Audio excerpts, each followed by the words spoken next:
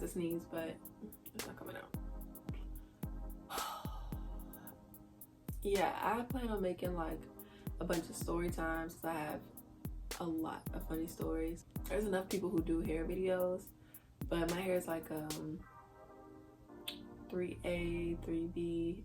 I don't know. If you're curious, maybe you want to know how I got this, guys, let me know. If people even actually watch this, I don't know. This is for fun, so I just really want to get the story out. As you read the title, this is a story about the worst date of my life. So let me tell you the background story. So obviously this was back in my single days over the summer, and basically all started when me and my two good friends went out. So I'm like, oh, how about we just get on Tinder, right? So then we turned it into a game. Okay, we're like, let's all download Tinder and let's trade phones and match each other with people. So we're all matching each other, whatever.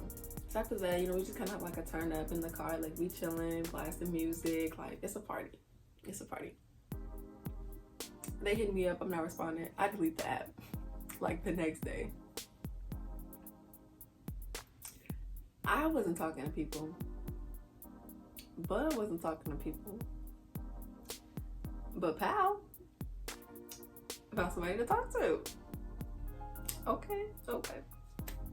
Pal was talking to somebody. Let's call him Cameron. So I made a picture. I'm like, oh, okay, it's cute, you know. I guess he was gonna come over to her dorm or something, right? And I used to spend a night over there because I had summer classes and worked there. So sometimes I just spend a night over there. So I was gonna be there or whatever. And I'm like, oh, ask him if he has a friend. Like, ask him if he got a friend.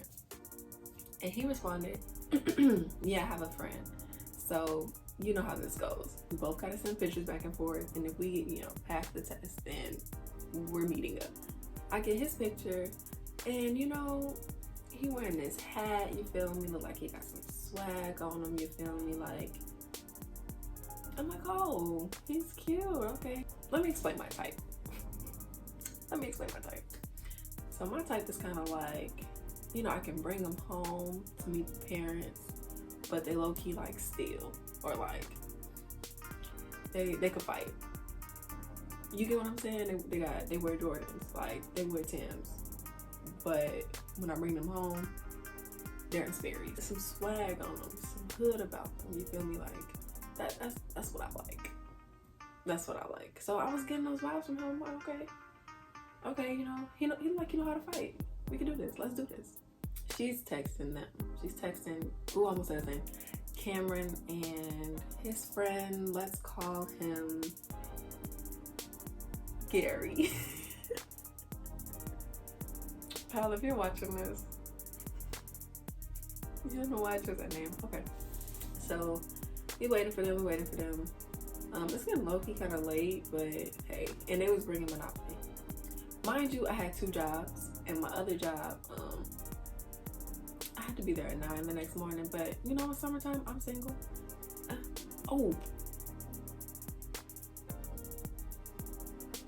Let me go back.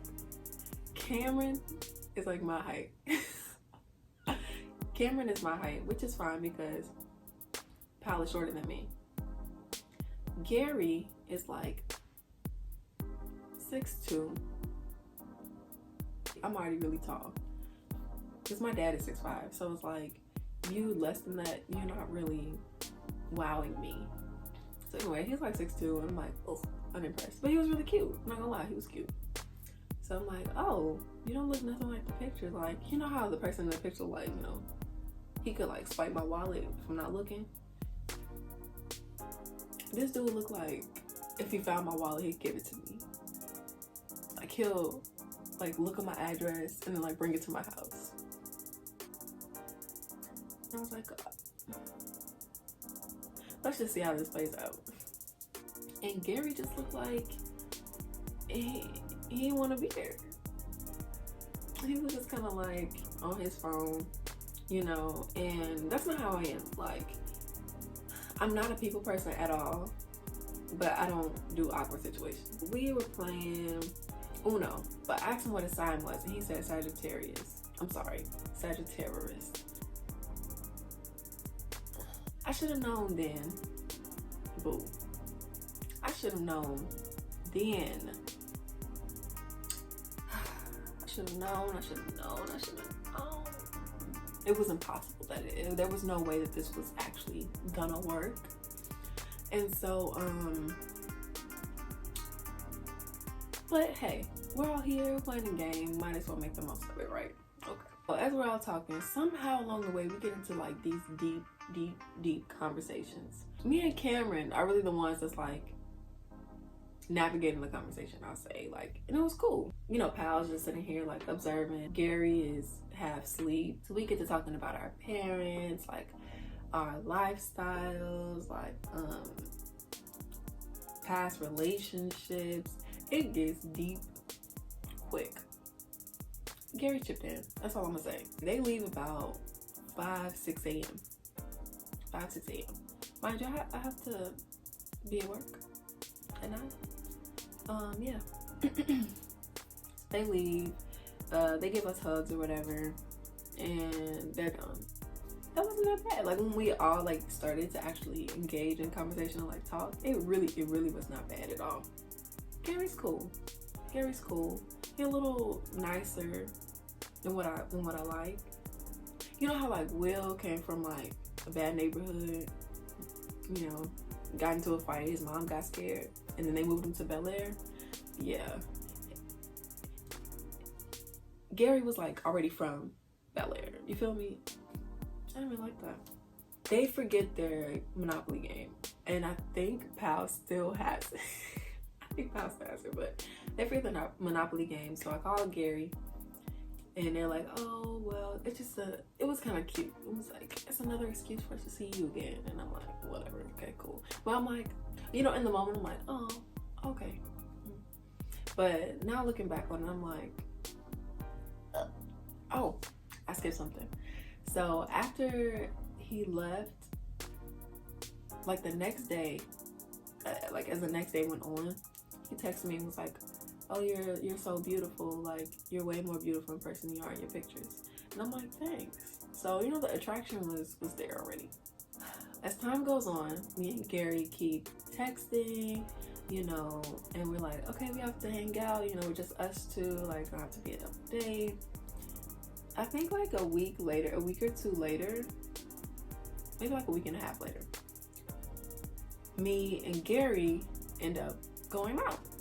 End up going to this forest preserve that's like kind of by my house, and it's like real cute. You can watch the sunset, you can have a good conversation, you know, maybe go get some food, chill, like, and just talk, get to know the person, right? So I'm not gonna lie to y'all, like, this day I was low-key like, okay, you know, maybe I can get down with the Carlton, you feel me? Maybe I can get down with the Carlton. We talked for hours, like, to the point where it was so dark outside that like a police car had to tell us, like, hey, get out, it's closed, you know. But it was cool. But yeah, so at this point I'm semi-intrigued. I'm like, okay, I see what he's about. Not bad.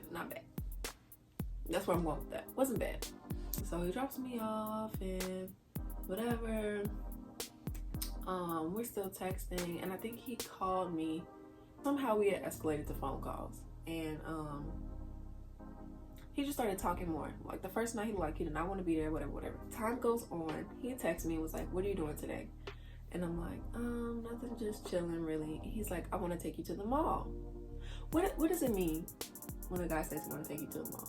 He want to take you shopping, right? Like, here's my thing. If I say I want to take you somewhere, I'm paying.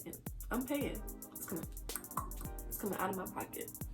If you say you're taking me somewhere, I'm gonna assume you're sponsoring, like you're donating your money. Am I wrong? Am I not wrong? Maybe it's me. So he's like, "Where's the mall?" I tell him, like, the nearest mall is there. And the first thing we do is we go to the the Lids store. We go to Lids. He's looking. Another thing about me is I don't like shopping. But I'm thinking, okay, well, you know, I'm getting treated. So I can like shopping today. I can do it. No, boo, I was wrong. He going through every single hat, trying them on, and I'm like, are we getting something from here? And he's like, we might come back. I'm like, okay, well, I want to go here. To go upstairs to Love Culture. And I get a dress, and it was on clearance, and it was only $7. We walked to the register, and you know, he kind of dissed it. But he was like right next to me this whole time. When we got to the register,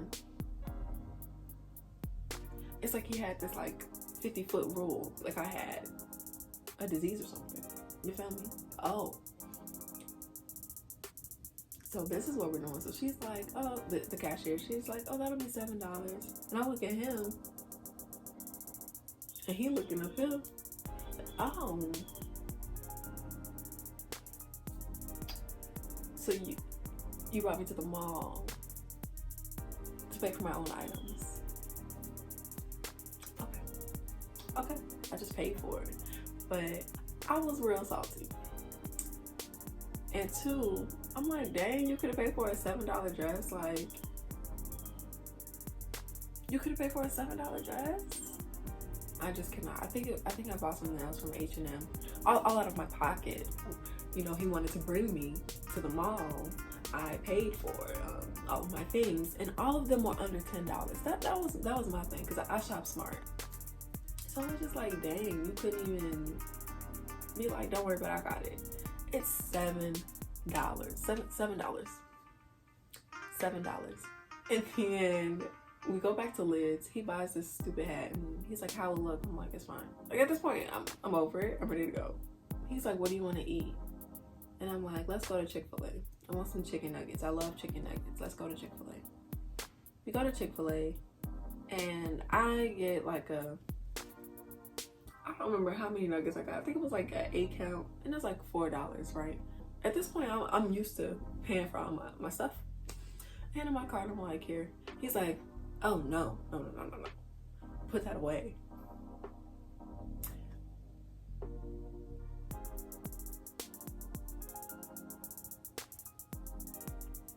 Oh, now we balling. Now we're balling on $4 nuggets. But you couldn't get my $7 dress. Boy. And he's like, what kind of man would I be if I didn't pay for your food? What kind of man are you that you asked to take me to the mall and I pay for all my stuff? Like, okay. But little did I know, this wasn't even the worst part. On the ride home, he decides he wants to become a toddler. I like to have fun, like, you know, I joke around. I could kiki. Cool. It was supposed to be a smooth ride. For some reason, he thought it'd be a good idea to try to provoke me and make me mad. If I poked you, would you get mad? And I'm like, what? And he was like, what's gonna make you mad? Like, hit me.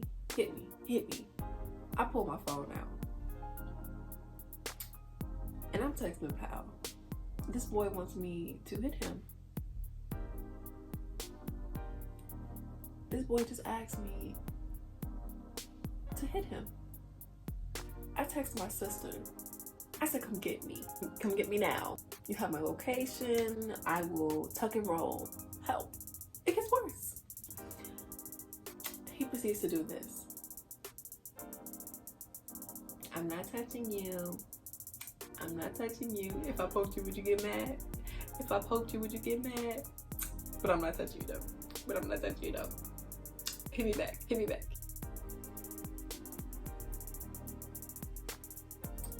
Recap. You said you wanted to take me to the mall. You didn't pay for anything. You bought me $4 nuggets. And now I'm about to knock you out. I just could not believe my eyes. And I really did consider taking off my seatbelt, unlocking the door, opening the door, and jumping out. I almost tucked and rolled on I-80, Interstate 80, and I would have been okay with that. I didn't say a thing to him until we arrived at my house. I'm like, yeah, I'll text you. I'm gonna text you. I have never talked to the boy since. He texted me about 3 times, like, hey, with heart eyes and all that stuff. I think he asked me, I think he said, did I do something wrong? And it worked out because Cameron and Powell fell off as well. So yeah, that is the worst date that I have ever been on. If they say they're a Sagittarius, just run. That's my story time. I hope you all enjoyed it. Thanks for watching. Comment your thoughts. You can subscribe if you want to. I'm just gonna be making story times, and I guess if I get any requests, then whatever. Thank you.